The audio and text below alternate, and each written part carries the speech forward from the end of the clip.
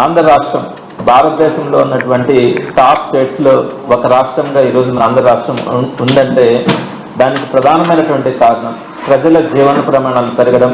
ప్రతి ఒక్కరు కూడా ఈరోజు ప్రతి ఇంట్లో కూడా వారి యొక్క బిడ్డ గ్రాడ్యుయేషన్ కానీ, పోస్ట్ గ్రాడ్యుయేషన్ కానీ, బీటెక్ కానీ ఇలాంటి ఉన్నత చదువుకోవడం వల్ల ఈరోజు ప్రతి ఇంటి యొక్క వారి యొక్క ఆర్థిక స్థితి పెరిగింది, కొనుగోలు పెరిగింది.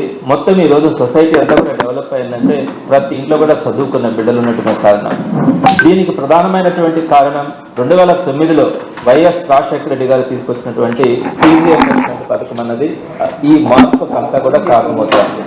మీ అందరికీ కూడా తెలిసే ఉంటుంది, ఫీజు రియంబర్స్మెంట్ వల్ల ఈరోజు సంవత్సరానికి మన విభజిత రాష్ట్రంలోనే సుమారుగా 10 నుంచి 11 లక్షల మంది సంవత్సరానికి ఫీజు రియంబర్స్మెంట్ ద్వారా ఉచితంగా చదువుకుంటా ఉన్నారంటే ఈ పథకం ఎంత మారుమూల ప్రాంతాలకు కూడా ప్రతి ఇంటికి కూడా చేరిందనేది ఈరోజు మనం అర్థం చేసుకోవచ్చు.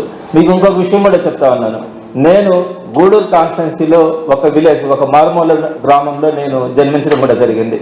నేను చదువుకునేటప్పటికీ మా గ్రామంలో పోస్ట్ గ్రాడ్యుయేషన్ చేసినటువంటి వ్యక్తుల్లో స్వాతంత్రం వచ్చినప్పటి నుంచి కూడా నేను 2వ వ్యక్తిని.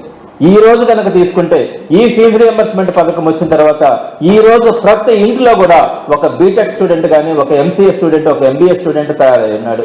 ఈ విధంగా అన్ని గ్రామాల్లో కూడా, అన్ని పట్టణాల్లో కూడా ఫీజు రియంబర్స్మెంట్ పథకం ద్వారా ప్రతి ఇంటిలో కూడా చదువుకున్నటువంటి బిడ్డలు తయారు కావడం కానీ, వారి యొక్క ఆర్థిక ప్రమాణాలు పెరిగి ఈరోజు సొసైటీ అంతా కూడా డెవలప్ కావడం కూడా జరిగింది. అయితే మేము ఈ ఫీజు రియంబర్స్మెంట్ గురించి చట్టసభల్లో అంటే శాసనసభలో కానీ, శాసన మండలిలో కానీ మేము ఇచ్చినటువంటి ప్రశ్నలకి ఈ ప్రభుత్వం ఇచ్చినటువంటి సమాధానాలు కనుక చూస్తే ఈ ఫీజు రియంబర్స్మెంట్ పథకాన్ని ఈ ప్రభుత్వం తొందరలోనే నిలిపివేసే ఆలోచన వీళ్ళకుందా అని అనిపించేది కనపడతా ఉంది. ప్రధానంగా దీంట్లో ఉన్నటువంటి కొన్ని ముఖ్యమైనటువంటి విషయాలను నేను మీ దృష్టికి కూడా తీసుకొని వస్తాను.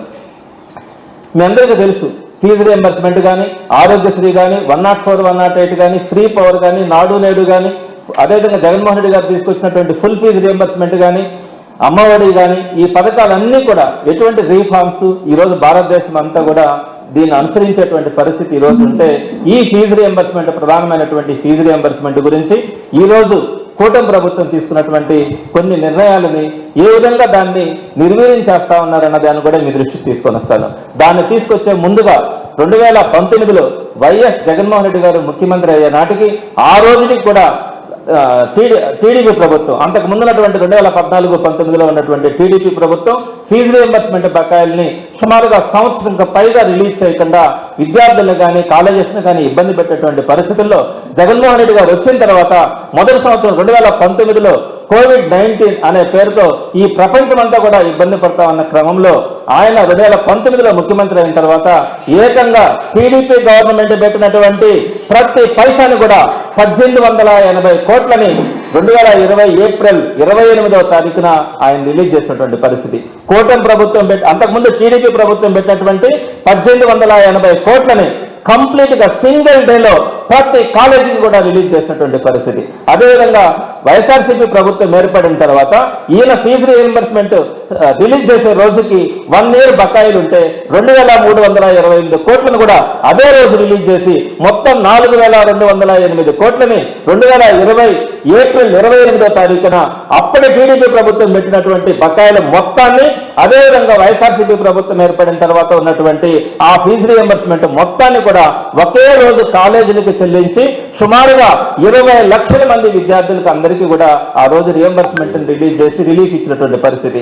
ఆ రోజు నుంచి కూడా 2020 ఏప్రిల్ నుంచి కూడా జగన్మోహన్ రెడ్డి గారు తీసుకున్నటువంటి నిర్ణయం ప్రకారం ఈ ఫీజు రియంబర్స్మెంట్ ని నేరుగా కాలేజీలకి చెల్లించకుండా బాధ్యత ఏర్పడతా ఉందన్న ఆలోచనతో ఏదైతే విద్యార్థులు ఉన్నారో విద్యార్థుల తల్లి అకౌంట్లో ఆ ఫీజు మొత్తాన్ని రెమిట్ చేసి వారు వెళ్లి కాలేజీలకి ఫీజు క్లియర్ చేసుకునే పద్ధతిలో ఆ ఫీజు రియంబర్స్మెంట్ మొత్తాన్ని కూడా తల్లి అకౌంట్లో వేసే పద్ధతిని జగన్మోహన్ రెడ్డి గారు తీసుకొని వచ్చి ఆ రోజు నుంచి కూడా ఏదైతే టీడీపీ ప్రభుత్వం పెట్టినటువంటి మొత్తం బకాయిలను కానీ జగన్మోహన్ రెడ్డి గారి ప్రభుత్వం వచ్చిన తర్వాత ఈ నిర్ణయం తీసుకున్నప్పటి దాకా కూడా ఉన్నటువంటి బకాయిల్ని మొత్తం చెల్లించిన తర్వాత ఆయన ఒక నిర్ణయం తీసుకొని డైరెక్ట్ గా పేరెంట్ అకౌంట్ లో, తల్లి అకౌంట్ లో ఈ అమౌంట్ ని ట్రాన్స్ఫర్ చేయాలన్న ఆలోచనతో 2020 ఏప్రిల్ నిర్ణయం తీసుకోవడం కూడా జరిగింది. ఆ రోజు నుంచి కూడా ప్రతి 3 నెలలకు ఒకసారి సంవత్సరానికి 4 దఫాలుగా ఈ ఫీజు రియంబర్స్మెంట్ బకాయిల్ని ఫీజు రియంబర్స్మెంట్ ని చెల్లిస్తానని చెప్పి జగన్మోహన్ రెడ్డి గారు నిర్ణయం తీసుకున్న తర్వాత ప్రతి సంవత్సరం క్రమం తప్పకుండా మార్చి, మే, ఆగస్టు, డిసెంబర్ సంవత్సరంలో ఈ 4 నెలలలో 4 క్వార్టర్స్ రూపంలో తల్లి అకౌంట్ లో ఫీజు రియంబర్స్మెంట్ ఎవ్రీ క్వార్టర్ కూడా రిలీజ్ చేసినటువంటి ఘనత జగన్మోహన్ రెడ్డి గారిది. ఎక్కడ కూడా మిస్ చేయకుండా ప్రతి క్వార్టర్ కి కూడా తల్లి అకౌంట్ లో బటన్ నొక్కి నేరుగా తల్లి అకౌంట్ లో ఫీజు రియంబర్స్మెంట్ జమ చేసి ఈ రోజు సుమారుగా సంవత్సరానికి 10 నుంచి 11 లక్షల మంది విద్యార్థులు ఈ రోజు కూడా సక్సెస్ఫుల్ గా జగన్మోహన్ రెడ్డి గారి టైంలో చదువుకున్నారంటే దానికి కారణం షెడ్యూల్ ప్రకారం ₹1 కూడా తేడా లేకుండా జగన్మోహన్ రెడ్డి గారు ఫీజు రియంబర్స్మెంట్ చెల్లించి ఈ రోజు ప్రతి పేద బిడ్డ కూడా ఉన్నత చదువులు చదువుకునే దానికి కారణమైనారు. ఈ విధంగా జగన్మోహన్ రెడ్డి గారు ఎలక్షన్ షెడ్యూల్ వచ్చే టైం కూడా అంటే 2024 మార్చిలో షెడ్యూల్ వచ్చింది. 2024 మార్చి ముందుకు వరకు చెల్లించాల్సినటువంటి సంవత్సరానికి 4 క్వార్టర్స్లని క్రమం తప్పకుండా చెల్లించి 2024 మార్చిలో చెల్లించాల్సినటువంటి క్వార్టర్ కి 700 కోట్ల రూపాయలను రిలీజ్ చేయబోతే ఇదే కూటమి ప్రభుత్వంలో ఉన్నటువంటి పెద్దలు ఎలక్షన్ కమిషన్ ఆశ్రయించి ఈ ఫీజు రియంబర్స్మెంట్ 700 కోట్లు కానీ రిలీజ్ చేస్తే కొంతమంది విద్యార్థులు వాళ్ళ తల్లిదండ్రులు ప్రభావితం అవుతారు అన్న ఆలోచనతో దాన్ని నిలుపుదల చేయించి ఆ 700 కోట్ల బ్యాంక్ అకౌంట్ లో ఉన్నా కూడా గవర్నమెంట్ రిలీజ్ చేయడానికి సిద్ధంగా ఉన్నా కూడా దాన్ని ఆపించినటువంటి ఈ టీడీపీ ప్రభుత్వం, ఈ కూటమి ప్రభుత్వం ఆ తర్వాత కాలంలో ఏం చేసింది అన్నది కూడా నేను ఇప్పుడు చెప్తాను. దీని ప్రకారం మీ అందరికీ కూడా అర్థమై ఉంటుంది. ఫీజు రియంబర్స్మెంట్ షెడ్యూల్ ప్రకారం టీడీపీ ప్రభుత్వం పెట్టినటువంటి 1880 కోట్లతో పాటు షెడ్యూల్ ప్రకారం సంవత్సరానికి 4 క్వార్టర్ల చొప్పున ప్రతి క్వార్టర్ కూడా క్రమం తప్పకుండా ₹1 బ్యాలెన్స్ లేకుండా చెల్లించినటువంటి ఘనత ఫీజు రియంబర్స్మెంట్ విషయంలో జగన్మోహన్ రెడ్డి గారిది. అదేవిధంగా వసతి దీవెన ఏం జగన్మోహన్ రెడ్డి గారు కొత్తగా కనుక్కునేది కూడా కాదు. అంతకుముందు MTF అనే పేరు మీద ఉంది.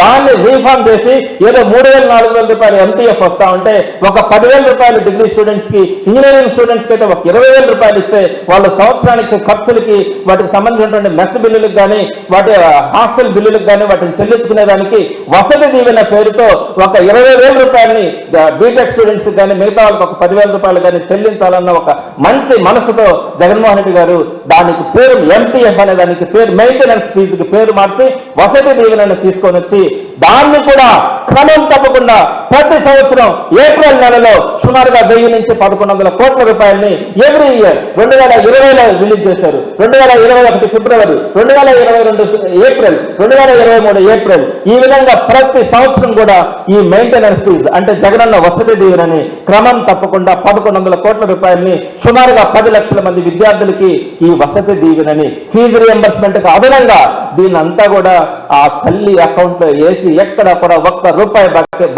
బకాయి లేకుండా చేసినటువంటి ఘనత జగన్మోహన్ రెడ్డి గారిది. అయితే ఈ కూటమి ప్రభుత్వం వచ్చిన తర్వాత అటు ఫీజు రియంబర్స్మెంట్ విషయంలో కానీ ఇటు వసతి దీవెన అంటే మెయింటెనెన్స్ ఫీజు ఈ రెండింటినీ కూడా ఈ రోజు తొంగలో తక్కినటువంటి పరిస్థితి ఏర్పడతా ఉంది. ఈ ప్రభుత్వం వచ్చి సుమారుగా 2 సంవత్సరాలు అవుతా ఉంది. 2 సంవత్సరాలు ఎలక్షన్ నోటిఫికేషన్ వచ్చి అయితే 2 సంవత్సరాలు అయిపోయింది. దీని ప్రకారం గవర్నమెంట్ తీసుకున్నటువంటి 4 క్వార్టర్ల పద్ధతిలో కనుక ఇవ్వాల్సి ఉంటే 2024 మార్చి నుంచి 2026 మార్చి దాకా మొత్తం 9 క్వార్టర్లు.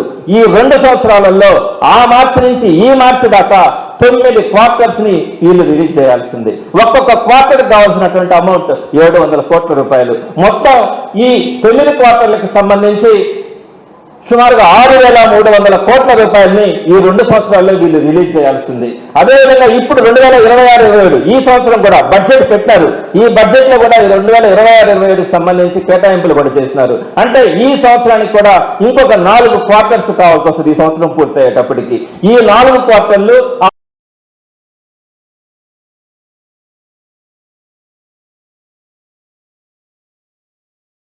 9 క్వార్టర్లు మొత్తం 13 క్వార్టర్ల మెయింటెనెన్స్ ఫీజు